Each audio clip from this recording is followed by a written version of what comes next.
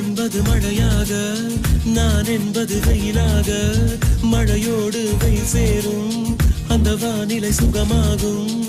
சரி என்று தெரியாமல், தவறென்று புரியாமல், எதில் வந்து சேர்ந்தேன் நான், எதிர்பார்க்கவில்லை நான்.